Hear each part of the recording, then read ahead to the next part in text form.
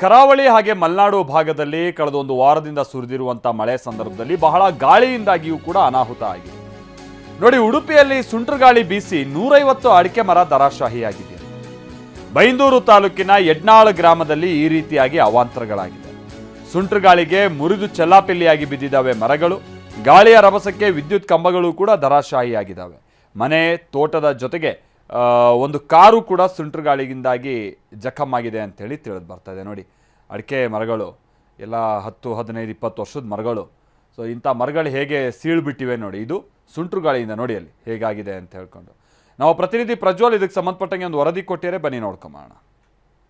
ಸುಂಟರ ಗಾಳಿಯಿಂದ ಉಡುಪಿ ಜಿಲ್ಲೆ ಬೈಂದೂರು ತಾಲೂಕಿನ ಒಂದು ಆಜ್ರಿ ಎನ್ನುವ ಪ್ರದೇಶದಲ್ಲಿ ಸಾಕಷ್ಟು ಸಮಸ್ಯೆ ಆಗಿರುವಂಥದ್ದು ನಾವೀಗ ಗಮನಿಸ್ತಾ ಹೋಗ್ಬೋದು. ಇದು ಇರುವಂಥದ್ದು ಆಜ್ರಿ ಗ್ರಾಮ ಪಂಚಾಯಿತಿ ವ್ಯಾಪ್ತಿಯಲ್ಲಿರುವಂತಹ ಈ ಒಂದು ಎಡಮಳ್ಳಿ ಮಕ್ಕಿನ ಮನೆ, ಅದೇ ರೀತಿ ಹಕ್ಲು ಮನೆ, ಮಕ್ಕಿ ಮನೆ ಎನ್ನುವ ಪ್ರದೇಶದಲ್ಲಿರುವಂಥದ್ದು. ಈಗ ಸದ್ಯ ಅಂದರೆ ಒಂದು ಬೆಳಿಗ್ಗೆ ಬಂದಂಥ ಸುಂಟರ ಗಾಳಿ ಏನಿದೆ, ಸುಮಾರು 150ಕ್ಕೂ ಅಧಿಕ ಅಡಿಕೆ ಮರಗಳನ್ನು ನೆಲಸಮ ಮಾಡಿರುವಂಥದ್ದು ನಾವು ಚಿತ್ರಣವನ್ನು ಗಮನಿಸ್ಬೋದು. ಎಷ್ಟರ ಮಟ್ಟಿಗೆ ಈ ಒಂದು ಗಾಳಿ ರಭಸವಾಗಿ ಬೀಸಿದೆ ಎಂಬುದನ್ನು ಈ ಒಂದು ಚಿತ್ರದ ಮೂಲಕ ಗಮನಿಸಬಹುದು. ಅಂದರೆ ಈ ಒಂದು ಅಡಿಕೆ ಮರವನ್ನು ಬೆಳೆಸಬೇಕಾದ್ರೂ ಸುಮಾರು ಒಂದು 5 ರಿಂದ 10 ವರ್ಷಗಳ ಕಾಯಬೇಕಾಗುತ್ತೆ. ಅದರ ನಂತರ ಒಳ್ಳೆಯ ಫಲ ಕೊಡುತ್ತೆ, ಅದರಿಂದ ಸ್ವಲ್ಪ ಸಂಪಾದನೆಯನ್ನು ಮಾಡ್ಬೋದು. ಆದರೆ ಈಗ ಎಲ್ಲ ಸಂಪಾದನೆಗೂ ಈಗ ನೆಲಸಮ ಆಗಿರುವಂಥದ್ದು. ಯಾವ ರೀತಿಯ ಸಮಸ್ಯೆ ಆಗಿದೆ ಎಂಬುದನ್ನು ಮಾತನಾಡಲಿಕ್ಕೆ ಇಲ್ಲಿ ಸ್ಥಳೀಯರಿದ್ದಾರೆ, ಅವರನ್ನು ಮಾತನಾಡಿಸ್ತಾ ಹೋಗುವ. ಯಾವ ರೀತಿಯ ಸಮಸ್ಯೆ ಆಗಿರುವಂಥದ್ದು? ಎಷ್ಟು ಗಾಳಿ ಬಂದದ್ದು ನಮ್ಮ ಗಾಳಿಯಂದೇ ಗೊತ್ತಾಗಲಿಲ್ಲ. ದಡ್ ಯಮ್ಮ ಬಂದು ಹೋಗ್ದಾಗಾಯ್ತು. ಮನೆ ಮಾರು ಪೂರ ಬಿತ್ತು, ಒಳಗೆ ಇತ್ತು. ಅಷ್ಟೊತ್ತಿಗೆ ಯಾರು ಬಂದು ಕಂಬ ತೋಟ ಒಂಚೂರು ಇಲ್ಲ. ನಾವು ರೈತರು ಹೇಗೆ ಇಪ್ಪದು ಇಂಥದಾರೆ, ನಾವು ಇಪ್ಪದೇ ಇದ್ರ ನಂಬಿ ನಾವು ಹೇಗೆ ಇಪ್ಪದು ಕಂಡ್ರಿ ಎಲ್ಲ ಅಡ್ಕೆ ಚೆಂಡೆ ಎಲ್ಲ ಕಂಡ್ರಿ ನಾವು ಹೇಗೆ ಇಪ್ಪದು ಹೇಳಿ ಇಂಥದಾರ ನಾವು ಬದುಕುದು ಹೇಗೆ? ಅಂದರೆ ಎಷ್ಟು ಅಡಿಕೆ ಮರಗಳಿಗೆ ಡ್ಯಾಮೇಜ್ ಆಗಿದೆ? ಇಡೀ 700-800 ಹಂಚೆ ಹಾಕಿತ್ತು. ಕಡಿಕೆ 15 ತೊಗಡು ತಂದು ಹಾಕ್ತು. 6-7 ಜನ ಕೆಲಸದವ್ರು ಎಲ್ಲ ಬಂದೇ ಮಾಡೋದು ಹೆರ್ಗಿನರು. ಅಡಿಕೆ ಮರ 150 ಮರ, 150 ಮರ ಒಳ್ಳೆ ಫಲ ಕೊಡುವಂತ ಮರ. ಒಳ್ಳೆ ಫಲ ಬೈಂತಲ್ಲ. ಕೊನೆಯೆಲ್ಲ ಕಾಣಿ 3-4 ಕೊನೆ ಇರ್ತಲ್ಲ ಒಂದೊಂದು ಮರನಾಗೆ.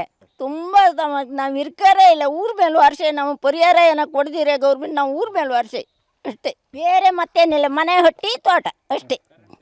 ಕರೆಂಟ್ ಕಂಬು 4 ಕರೆಂಟ್ ಕಂಬು ಹೊಡಿಯೋ ಹೋಯ್ತು. ಈಗ ಬೆಳಗಿಂದ ಮಾಡ್ತಾರೆ ರಿಪೇರಿ ಇಲ್ಲ ಅವ್ರಿಗಿನ್ನು. ಮತ್ತೊಬ್ಬರು ಇಲ್ಲಿಯ ಸ್ಥಳೀಯ ಗ್ರಾಮ ಪಂಚಾಯತ್ ಸದಸ್ಯರಿದ್ದಾರೆ, ಅವರನ್ನು ಮಾತನಾಡಿಸುವ.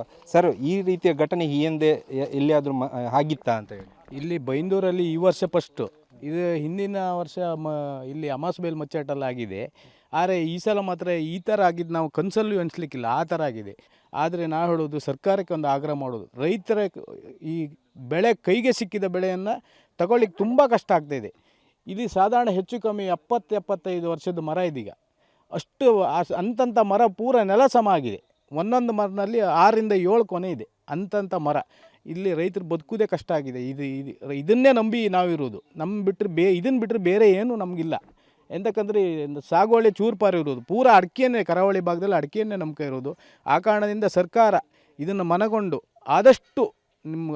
ಆದಷ್ಟು ಇದಕ್ಕೆ ಪರಿಹಾರ ಕೊಡಬೇಕಂತೂ ನಾವು ಕಳಕಳಿಯಿಂದ ವಿನಂತಿಸಿಕೊಳ್ತೀವಿ. ಕ್ಯಾಮರಾಮ್ಯಾನ್ ದಿನೇಶ್ ಜೊತೆ ಪ್ರಜ್ವಲ್, ಅಮೀನ್, TV9 ಉಡುಪಿ.